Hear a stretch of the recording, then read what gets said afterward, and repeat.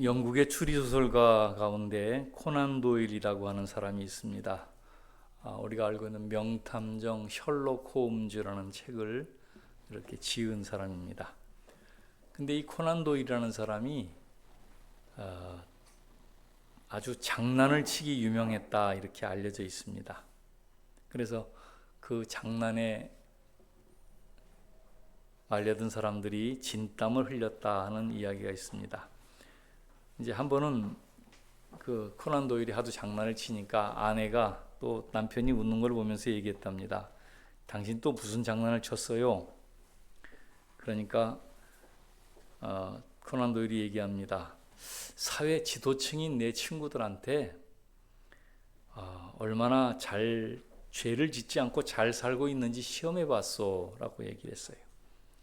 뭐라고 전보를 쳤는데요? 그랬더니 코난 도일이 깔깔대면서 말합니다. 간단한 내용이요.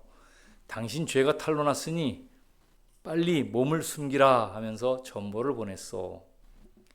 이제 진짜 코난 도일이 그렇게 전보를 친구들한테 사회 지도층에 있는 사람들한테 전보를 보내고 한 사람 한 사람 집을 찾아갔답니다. 그랬는데 한 사람도 만날 수가 없었답니다. 집에 돌아와서 이제 아내에게 웃으면서 말을 합니다. 전보를 받은 친구들이 모두 집을 나가서 아직 소식이 없다는구려. 내 친구들은 모두 죄인들이야. 이러면서 우스갯소리로 얘기를 했다고 합니다. 당신은 죄인입니다. 이렇게 말을 하면 사람들이 그 기분이 나빠합니다. 감추고 싶은 사실이 있기 때문에 그러겠지요. 한번 생각해 보세요. 당신이 죄인입니다. 그러면 기분 좋아할 사람이 누가 있겠어요? 근데 인간은 모두 죄인이라는 말은 하나님의 선언이에요. 성경 말씀입니다. 이것은 우리 인간들의 정체를 밝혀주는 아주 인간의 문제가 무엇인지를 밝혀주는 그런 선언입니다. 인간에게 죄가 없었다면 세상에 없을 일이 많아요. 자, 한번 생각해 보세요. 사람에게 죄가 없었다. 그러면 뭐가 없겠어요? 무덤이 없겠죠. 장의사가 없고 관이 없을 겁니다. 장례식장도 없겠죠. 인간에게 죄가 없었다면 감옥이 또 없었을 겁니다. 또 병원도 많이 줄어들었겠죠. 죄악으로 인한 질병도 있다고 하는데 죄악으로 인한 질병들이 없을 거니까 병원이 많이 없어질 것입니다. 우리 사회에도 돈 때문에 부모와 자식 간의 어려움을 겪는 그런 경우가 참 많습니다. 아마 죄가 없었다면 그런 일도 없었을 것입니다. 그러나 사람이 모두 죄인이라는 것을 받아들이는 것이 신앙의 출발점입니다. 예수님께서 갈릴리에 오셔서 복음을 처음 전하실 때 하신 말씀이 회개하라, 천국이 가까웠다 하는 말씀입니다. 이것은 사람이 모두 죄인임을 전제로 하신 말씀입니다. 회개하라. 누구나 어린아이 어른 할 것 없이 모두에게 다 회개하라. 천국이 가까웠느니라 하신 말씀은 이거는 인간이 모두 죄인임을 선언한 것이고 그걸 전제로 하신 말씀입니다. 자, 오늘 우리가 읽은 본문은 인간이 모두 죄인임을 확인시켜주는 한 사건이 기록되어 있는 것입니다. 유대인의 명절인 초막절이 다가왔는데 예수님께서 올라가셨습니다. 하나님 말씀을 전파하시면서 복음을 잘 전하고 계시는데 예수님이 복음을 전하고 계시는 그 지역으로 바리새인과 서기관들이 우르르 몰려오는 것이에요. 그런데 한 여인을 데리고 왔습니다. 그 여인을 보니까 옷매무새도 흩어져 있고 머리카락은 엉망이고 신발도 신지 않고 이렇게 사람들에게 끌려왔습니다. 그러면서 여인을 예수님 앞으로 탁 뿌리치면서 바닥에 팽개치는 것입니다. 이 여인을 예수님 앞으로 인도한 바리새인과 서기관들의 무리들은 뭔가 분이 잔뜩 나 있는 것처럼 보입니다. 그리고 무리 중에 한 사람이 예수님 향해서 묻습니다. 선생이요, 이 여자가 간음하다가 현장에서 잡혔습니다. 모세 선지자께서는 이런 여자를 돌로 치라 말씀하셨는데 선생은 뭐라 하시겠습니까? 주변에 있던 모든 사람들이 그 여인을 바라보고 예수님을 바라보고 그 분위기를 보면서 이제 시선이 모두 예수님께로 집중이 됩니다. 무슨 말씀을 하실까? 바리새인의 말을 들으신 주님은 아무 말씀 없이 잠시 침묵하였습니다. 무리들은 주님이 입에서 무슨 말씀이 나올까를 기다리고 있었습니다. 궁금하고 초조했지요. 주님을 사랑하는 제자들은 바리새인의 질문이 무엇을 의미하는지 알고 있었습니다. 바리새인과 서기관들은 오랫동안 예수님에게 뭔가 책잡을 일이 있을까 하고 계속 음모를 꾸미고 그렇게 질문들을 해왔습니다. 또 그 질문 중에 하나가 이렇게 다가왔다고 그렇게 느꼈습니다. 주님은 매우 어려운 지경에 빠지게 됐습니다. 만약 주님이 여인을 향하여서 모세 율법대로 쳐라 그러면은 주님은 이제까지 이 원수를 사랑하고 원수를 용서하고 이웃을 내 몸과 같이 사랑하라 가르쳤는데 그 말씀이 어겨지는 것이 이율배반이에요. 이 여인을 쳐라 그러면은 여태까지 사랑해라 하고 가르친 것은 잘못된 가르침이 될 수가 있어요. 또 가르치지 그 말씀을 따라서 백성들에게 그 사람들에게 서기관 대답하기를 여인을 치지 말라 그러면 1400년 동안 지켜왔던 모세 율법을 어기게 되는 것입니다. 십계명을 어긴다는 것은 대단히 유대인들에게는 중요한 일이고 아주 있을 수 없는 일이 되는 것이죠. 잠깐 침묵이 흐른 후에 주님께서 몸을 굽히셨습니다. 그리고 땅에다가 몇 글자를 쓰셨습니다.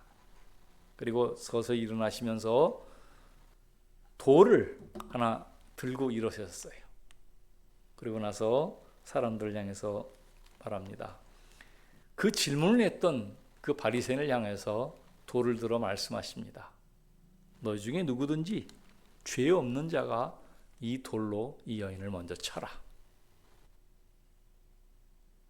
그리고 잠시 또 굽히시더니 땅에 글자를 적으시고 몇 자 적으시고 일어나셨습니다.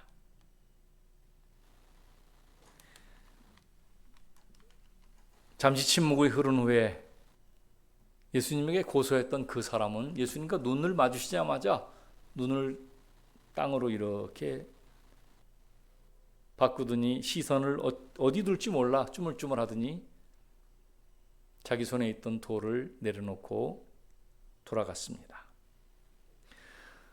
이 여인을 고소하기 위해서 왔던 수많은 바리새인과 서기관들이 모두가 다 한 사람 한 사람 예수님과 눈이 마주치자 자리를 떠나서 돌아가고 말았습니다. 이제 모든 사람은 돌아가고 예수님과 여인만 남았습니다. 예수님이 말씀합니다. 여자여, 너를 고소하던 그들이 어디 있느냐? 주님은 낮고도 다정한 목소리로 그 여인에게 물으셨습니다. 너를 정죄한 사람이 어디 있느냐? 여인은 머리를 쓸어내리며 옷매무새를 가다듬으면서 들릴 듯 말 듯한 목소리로 대답합니다. 주여, 없습니다. 주님은 여인을 위로하듯이 말씀합니다. 나도 너를 정죄하지 아니하노니 가서 다시는 이 같은 죄를 범하지 말라. 여인을 고소하던 사람들은 모두 돌아갔고 주님도 그 여인을 정죄하지 않았습니다. 여기서 오늘 본문의 이야기가 끝이 납니다. 이 사건은 인간은 모두 죄인이라는 것을 암묵적으로 증명해주고 있습니다. 주님께서 여인을 고소하던 사람들을 향해서 너희 중에 죄 없는 사람이 이 돌로 먼저 쳐라 라고 하신 말씀, 이전까지 살기등등했던 사람들이 그 말씀을 듣고 하나하나 자리를 떠나가게 됩니다. 한번 생각해 보세요. 그 광경을. 사람들이 모였고 여자는 여기 앉아있고 살기등등해 있던 그 사람들의 눈빛이 주님의 눈빛과 하나씩 마주쳤습니다. 내가 죄가 없느냐 물으시는 것이에요. 내가 이 여인을 칠 만큼, 이 돌로 칠 만큼 죄가 없느냐고 물으시는 거예요. 사람들은 주님과 눈빛을 마주칠 때 자기 죄가 생각이 났습니다. 아, 내가 죄인이지. 어떤 사람은 그 여인, 동네에서 유명한 몸을 파는 그런 여인 같은데 이 여인을 향한 품었던 음욕이 생각나서 돌아갔을 겁니다. 어떤 사람은 자기가 지은 죄가 생각나서 어쩔 줄 몰라 하다가 돌아갔습니다. 한 사람 한 사람, 살기 등등했던 사람들이, 여인을 고소했던 사람들이 이 말씀을 듣고 정신을 차리게 됩니다. 나는 죄가 없는가? 간음 중에 걸린 저 여인을 돌로 치르는 나는 정말 죄가 없는 사람인가? 질문을 받은 사람들마다 자기 자신을 돌아보았습니다. 그리고 자기가 죄인임을 발견하게 됩니다. 자기도 현장에서 붙잡히지는 않았지만 비난받아야 할 죄인임을 발견하게 됩니다. 간음죄를 범하지 않았다면 다른 부분의 율법을 어겼다는 것을 알고 있었습니다. 그래서 양심의 가책을 받고 한 사람 한 사람 모두 돌아가면서 모든 사람들이 자기 자리로 돌아갔습니다. 그들은 모두 또 다른 의미로 간음한 사람, 아니 죄 지은 사람임을 고백한 것입니다. 오늘 이 사건을 가만히 보면서 우리라면 어떻게 했을까 한번 생각을 해봅니다. 우리도 예루살렘 한켠에서 이렇게 지켜보다가 예수님이 한 사람 한 사람 지적하고 했을 때 우리도 예루살렘 한 모퉁이에 있다가 어떤 행동을 취했을까? 아마도 그 사람들처럼 우리도 예수님의 눈이 마주칠 때 자리를 떠나서 돌아갔을 것입니다. 인간은 모두 죄인입니다. 로마서 3장 23절에 선언합니다. 모든 사람이 죄를 범하였음에 하나님의 영광에 이르지 못했다라고 말씀합니다. 인간은 모두 죄인입니다. 우리는 모두 죄인들입니다. 주님 앞에서 나는 의인이다 라고 말할 수 있는 사람은 아무도 없습니다. 우리는 이 사건을 통해서 얻을 수 있는 복음이 이 안에 들어가 있습니다. 예수님께서 여인을 대하는 그 모습, 그 태도를 우리는 살펴봐야 됩니다. 큰 죄를 지은 간음한 여인, 간음이라고 하는 것은요 굉장히 큰 죄입니다. 이건 대죄예요. 정말 큰 죄입니다. 왜냐하면 간음은 가정을 파괴하는 죄예요. 하나님께서 만드신 그 부부가 중심으로 이루어진 가정을 파괴하는 것이 바로 이것이 간음입니다. 이것은 십계명에 기록될 만큼 그렇게 어마어마하게 큰 죄입니다. 그런데 그 큰 죄를 지은 여인을 예수님은 죄인으로 대접하지 않고 불쌍히 여김을 받아야 할 인간으로 대접해 주신 겁니다.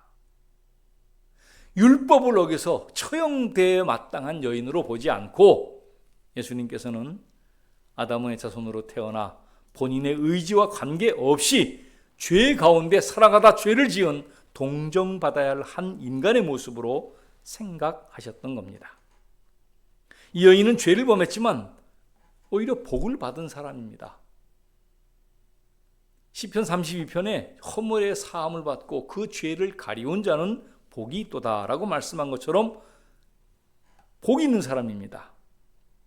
성도의 행복은 죄를 짓지 않는 것이 아니고 지은 죄를 모두 예수님의 보혈로 씻김을 받는 데 있습니다.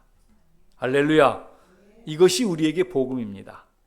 예수님은 죄를 용서해 주시는 구원자로 우리에게 오셨습니다.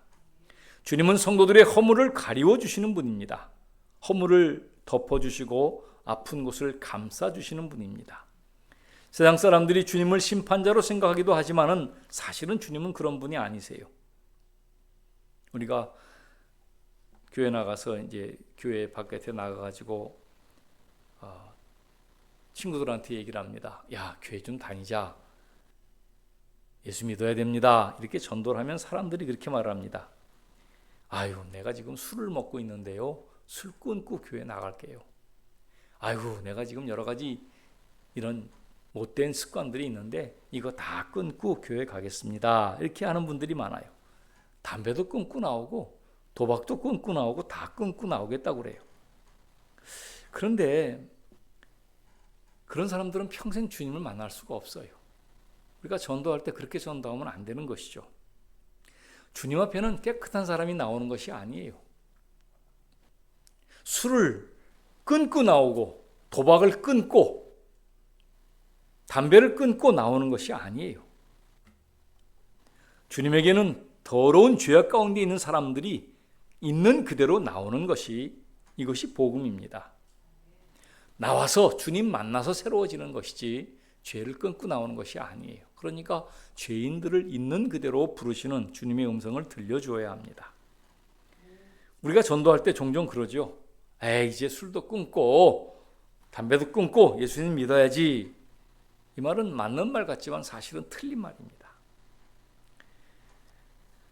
죄인이 예수님을 주인으로 영접하고 나서 자연스럽게 그런 죄악들은 끊어지는 것입니다.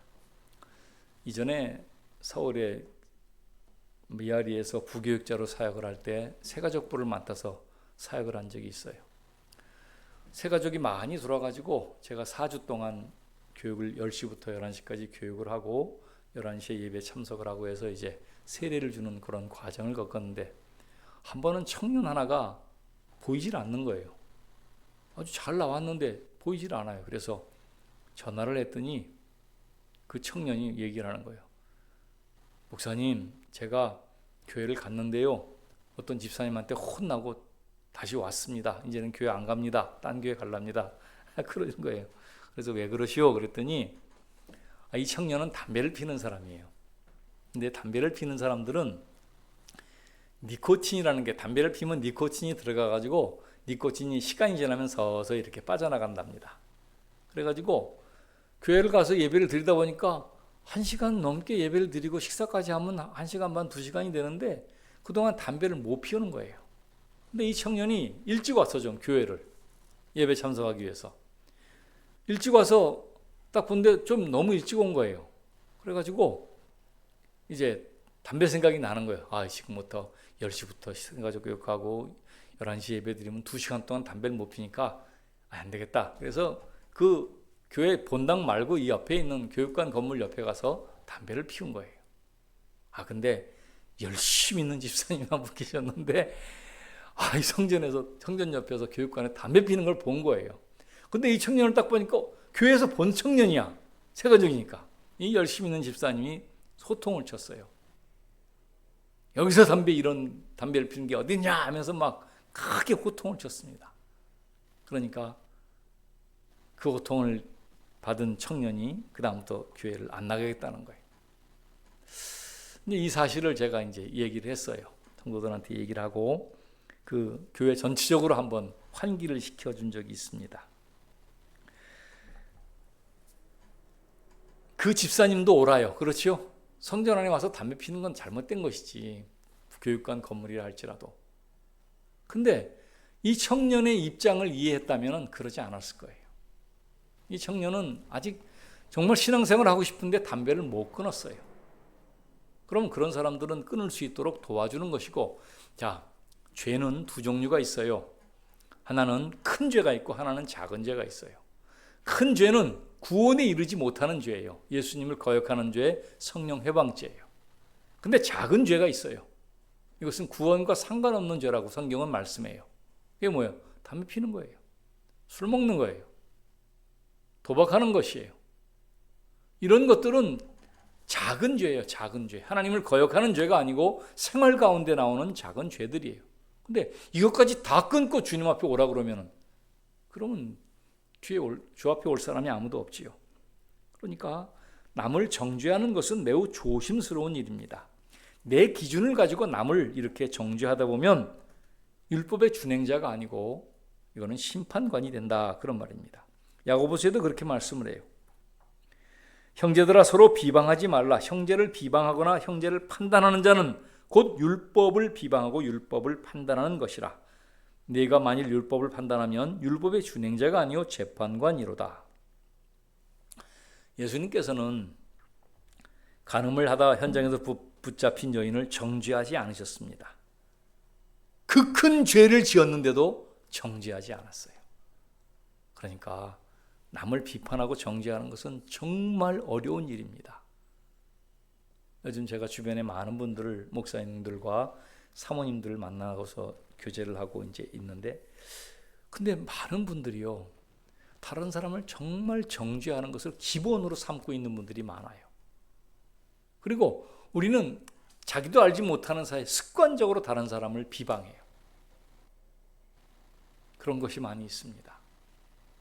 근데 자기는 정죄하지 않는다고 하지만은 무의식 중에 정죄하는 것들이 너무너무 많아요. 한번 잘 생각해 보세요. 주님은 이 큰 죄를 지은 여인을 정죄하지 않으셨습니다. 주님께 나오는 사람들은 죄인들이에요. 죄인이어야 은혜를 받습니다. 나는 깨끗합니다. 나는 정결합니다. 그러면 은혜를 받지 못해요. 나는 죄인입니다. 왜 프란시스가 제일 큰 은혜를 받은 사람인가? 프란시스라고 하는 성자가 있었어요. 근데 그분은 자기가 늘 큰 죄인이라고 생각했어요. 제자들이 물어요. 선생님 세상에서 누가 제일 큰 죄인이라고 생각하십니까? 그럼 프란시스는 얘기를 해요. 내가 세상에서 가장 큰 죄인이다. 근데 그건 가식이 아니에요. 선생님은 사람들이 모두 존경하는 성인이고, 그런데 왜 선생님은 본인이 가장 큰 죄인이라고 생각하십니까? 그러니까 프란시스가 얘기를 해요. 하나님께서 내게 은혜를 주셨는데 이렇게 큰 은혜를 주셨다. 이만한 은혜를 주셨는데도 불구하고 나는 여기밖에 안 된다. 이 은혜를 감옥에 있는 어떤 사람에게라도 주셨다면 그 사람은 나보다 훨씬 더 나은 사람이 될 것이다. 그렇게 얘기를 합니다. 사실이에요. 은혜를 많이 받았는데 내가 그만큼 미치지 못하니까 내가 큰 죄인이라고 고백하는 것입니다. 제가 이제 이 죄악에 대한 것을 가르치면서 복음을 늘 전합니다. 지난번에 한번 질문을 했었을 거예요. 죄인이어서 죄를 짓는 것입니까? 아니면 죄를 지어서 죄인이 되었습니까? 이 말을 물으면 사람들이 한 70%는 그렇게 대답을 해요. 우리는 죄를 지어서 죄인이 됐습니다 라고 얘기를 해요. 그럼 제가 이제 개 얘기를 좀 하죠. 개가 왜 옆으로 걷습니까? 개가 왜 옆으로 걸어요? 개니까 옆으로 걸어요. 옛날에 개가 있었는데 암개하고 수개가 있었대요. 근데 암놈이 나는 옆으로 걷는 개는 결혼하지 않겠다. 그러다가 어떤 개를 딱 봤더니 앞으로 걷는 거예요. 그래서 가서 청혼을 해서 결혼을 했대요. 신혼여행을 딱 갔다 왔는데 걔가 옆으로 걷더래요, 남편이. 그래서 여보, 왜 당신 옆으로 걸어요? 당신이 앞으로 걷는 거, 옆으로 걸으니까 내가 결혼했지. 당신이 옆으로 걷는 개인 줄 알았으면 내가 결혼 안 했을 거예요. 그랬대요. 그랬더니 그 남편이 그러더래요. 그때는 술 취했었어. 걔는 원래 옆으로 걷는데 술 취하면 앞으로 걷는데. 여러분, 개가 왜 옆으로 걷습니까? 개니까 옆으로 걷는 것이에요. 그러니까 이건 복음이에요, 우리들에게. 개니까 옆으로 걷는다. 그 말은 무슨 말인가 하면은 개니까 옆으로 걷는다. 죄인으로 태어났으니까 죄를 짓는 것이에요. 그러니까 성경은 그렇게 말씀해요. 성경 시편 기자도 그렇게 말씀해요. 내가 죄악 중에 출생했습니다. 내 모친이 죄악 중에 나를 잉태하고 출산했습니다. 그러니까 죄인으로 태어났다는 것입니다. 사람이 죄인으로 태어났기 때문에 죄를 짓는다는 것이 우리에게 큰 복음입니다. 사람은 죄를 지어서 죄인이 아니라 죄인으로 태어났기 때문에 죄를 짓는 것입니다. 예수님께서는 그것을 알고 계셨습니다. 예수님을 믿고 바르게 살려고 애를 써도 죄를 지을 수밖에 없어요. 그래서 바울 사도도 그렇게 주님의 영광을 위해서 평생을 살았던 바울 사도도 이렇게 고백을 합니다. 내가 원하는 바 선은 행하지 않고 원치 않는 악을 행한다. 만일 내가 원치 않는 악을 행하면 그것은 내가 행하는 것이 아니고 내 속에 있는 죄가 행하는 것이다. 이렇게 고백을 합니다. 원치 않는 죄악 가운데 있는 인간의 모습을 바울은 대변하고 있습니다. 주님은 우리 인간을 아시는 분입니다. 죄성을 가지고 태어난 인간의 모습을 너무나 잘 알고 계십니다. 죄를 지을 수밖에 없는 우리를 알고 계세요. 그래서 주님이 이 여인을 대하시는 모습을 보면서 우리를 대하시는 모습을 유추할 수 있습니다. 주님이 우리에게 말씀합니다. 여러분에게 말씀합니다. 나도 너를 정죄하지 아니하노니 다시는 이 같은 죄를 범하지 말라. 나도 너를 정죄하지 않는다. 이 말을 꼭 기억하셔야 됩니다. 이 말에는 두 가지 의미가 있다고 봅니다. 먼저 내가 너를 정죄하지 않으니까 너도 너를 정죄하지 마라, 그런 말입니다. 어떤 사건이 터지고 큰 죄악의 사건이 터지면 사람들은 스스로 정죄합니다. 아이가 잘못되면 나를 정죄해요. 집안이 잘못되면 나를 정죄해요. 주님이 하시는 말씀입니다. 내가 너를 정죄하지 않으니까 너도 너를 정죄하지 말라. 이것이 첫 번째 의미고, 두 번째 의미는 내가 너를 정죄하지 않았으니까 너도 다른 사람을 정죄하지 말라. 이런 의미가 포함되어 있습니다. 내 눈 속에 있는 티를 꺼내도록 하라는 사람과 같이 그렇게 남을 정죄하는 일이 우리에게는 너무 쉬운 일이 됩니다. 그러나 주님 말씀을 따라서 이제는 나도 나를 정죄하지 말고 그럴 수밖에 없었어요. 우리가 살아오다가 경험한 일들을 가만히 돌이켜보면 정말 가슴 아픈 일들이 있어요. 이거는 이 시간은 좀 내 인생에서 뺐으면 좋겠다 하는 시간들이 있어요. 저도 그런 시간이 있어요. 근데 그것 때문에 자꾸만 자신을 정죄하는 그런 일들이 오랫동안 있습니다. 내가 그거 하지 말았어야 되지. 내가 그거는 잘못된 것이었어 라고 스스로 정죄하면서 침륜에 빠지는 경우가 있습니다.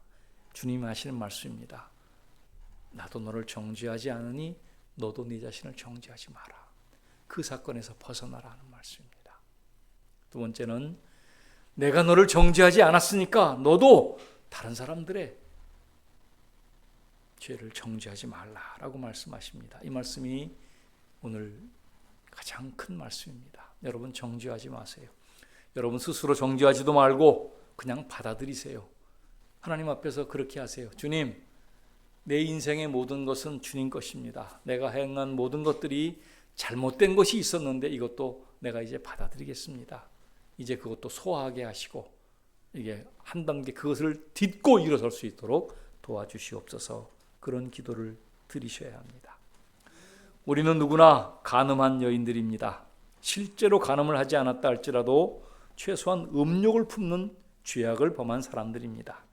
살인하지 않았다 할지라도 형제를 미워하고 시기하는 죄를 범한 사람들입니다. 그러나 주님께서는 우리를 정죄하지 않으십니다. 오히려 우리를 위로해 주십니다. 예수님은 우리가 받아야 할 멸시와 천대를 대신 당하셨습니다. 우리가 맞아야 할 수많은 돌들을 대신 맞으셨고 십자가에서 죽으셨습니다. 주님은 지금도 우리에게 말씀하십니다. 나도 너를 정죄하지 아니하노니 가서 다시는 이런 죄를 범하지 말라. 너를 정죄하지도 말고 다른 사람을 정죄하지도 말라고 말씀합니다. 우리는 죄가 있다면 주님께 고백해야 됩니다. 작은 죄든 큰 죄든 다 고백하고 용서를 받아야 합니다. 죄악을 고백하지 않고서는 하나님께로 나아갈 수 없습니다. 예수님 외에는 우리 죄를 사하실 분이 없습니다. 우리의 죄를 위해 고난당하신 주님께 모든 죄를 고하고 그리고 나도 정죄하지 말고 남도 정죄하지 않고 자유로워하는 자유함을 갖는 주의 종들이 되시기를 주의 이름으로 축원합니다. 하나님 아버지, 나도 너를 정죄하지 않으니 가서 다시는 이런 죄를 범하지 말라고 주님이 하신 말씀을 가늠한 여인뿐만 아니고 우리 모두에게 하신 말씀이라 믿습니다. 우리가 지은 모든 죄를 주님은 이해하시고 그럴 수밖에 없다고 받아들이시고 도와주셨습니다. 주님, 이 은혜를 늘 기억하게 하시고 이 은혜를 전할 수 있도록 도와주옵소서. 나도 너를 정죄하지 아니한다는 이 말씀을 전할 수 있도록 도와주시고 우리만의 주변에 있는 수많은 사람들에게 이렇게 복음을 증거하는 우리가 되게 하옵소서. 예수님의 이름으로 기도하옵나이다. 아멘.